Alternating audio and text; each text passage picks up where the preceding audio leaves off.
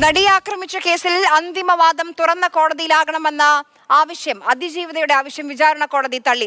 അതിജീവിതയാണ് case തുറന്ന കോടതിയിൽ കേൾക്കണമെന്ന ആവശ്യം ഉന്നയിച്ചത്. സാക്ഷി വിസ്താരം പൂർത്തിയായി അന്തിമവാദം നടക്കുന്നതിനിടെയാണ് ഹർജി നൽകിയത്. ബിനിൽ നമുക്കൊപ്പം വിവരങ്ങളുമായി ചേരുന്നുണ്ട്. ബിനിൽ, ഒരു കേട്ടുകേൾവിയില്ലാത്തൊരു നടപടിയായിരുന്നു, അസാധാരണമായ ഒരു നടപടിയായിരുന്നു, ഒരു ബോൾഡ് സ്റ്റെപ്പായിരുന്നു അതിജീവിത സ്വീകരിച്ചത്. അന്ന് തന്നെ സുപ്രീം കോടതിയുടെ മാർഗനിർദ്ദേശങ്ങളെ കുറിച്ചൊക്കെ ചർച്ചകൾ ഉണ്ടായിരുന്നു. ഇപ്പോൾ കോടതി എടുത്തിരിക്കുന്ന തീരുമാനം എന്താണ്? ഏത് പശ്ചാത്തലത്തിലാണ്?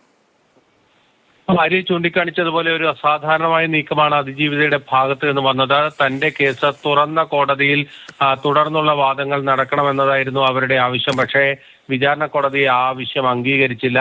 കാരണം ഇത് ഇരയുടെ സംരക്ഷണത്തിന് വേണ്ടിയാണ് ഈ അടച്ച കോടതിയിൽ ഈ കേസിന്റെ നടപടികൾ മുന്നോട്ട് പോകുന്നത്. അത് ചൂണ്ടിക്കാണിച്ചുകൊണ്ടാണ് തനിക്ക് ഈ കേസ് ഈ ഘട്ടത്തിൽ തുറന്ന കോടതിയിലേക്ക് മാറ്റുന്നതിൽ തടസ്സമില്ല, തനിക്ക് ബുദ്ധിമുട്ടില്ല, ഈ കേസിന്റെ കാര്യകാരണങ്ങൾ എല്ലാവരും പൊതുസമൂഹം അറിയട്ടെ എന്നത് തന്നെയായിരുന്നു അവരുടെ നിലപാട്. പക്ഷേ കോടതി അത് അനുവദിച്ചിട്ടില്ല. അതിന്റെ ഒരു കാരണം നേരത്തെ ഈ അതിജീവിതയുടെ അടക്കം ആവശ്യം പരിഗണിച്ചുകൊണ്ട് ഇത് ഇൻ ക്യാമറ പ്രൊസീഡിങ്സായി മാറ്റി എന്നത് തന്നെയാണ് കോടതി ഇപ്പോൾ ആ ഹർജി തള്ളാനുള്ള ഒരു പ്രധാനപ്പെട്ട കാരണമായി പുറത്തേക്ക് വരുന്ന വിവരം.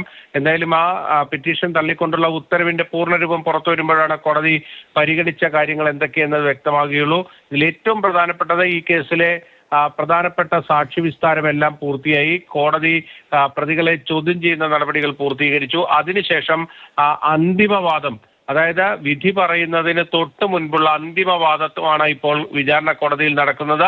ആ ഒരു ഘട്ടത്തിലാണ് കേസ് തുറന്ന കോടതിയിലേക്ക് മാറ്റണമെന്ന ആവശ്യം അതിജീവിതം മുന്നോട്ട് വയ്ക്കുകയും അതിപ്പോൾ വിചാരണ കോടതി തള്ളുകയും ചെയ്തിരിക്കുന്നത്. നൽകിയത് അസാധാരണമായ ഒരു നടപടിയാണ്. എന്തായാലും ഇപ്പോൾ വിചാരണ കോടതി ആ ആവശ്യം നിരാകരിക്കുകയാണ്.